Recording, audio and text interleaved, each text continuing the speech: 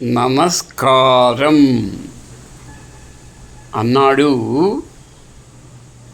ఓంకారం శ్రీకారంతో అన్నాడు. అప్పుడు శ్రీకారం నీ సహకారం, మమకారం, ఉపకారం ఉన్నంత వరకు నేను ఏ అహంకారం లేకుండా ఉంటాను మిత్రమా అన్నాడు. అప్పుడే అక్కడికి నిరాకారం హాహాకారం చేస్తూ వచ్చాడు. ఏంటా నీ ఆహాకారం అంటే గుంటూరు మిర్చీకారం ఘాట్ అనుకున్నా, కానీ కడప రెడ్డమ్మ కారం మహాకారం అన్నాడు.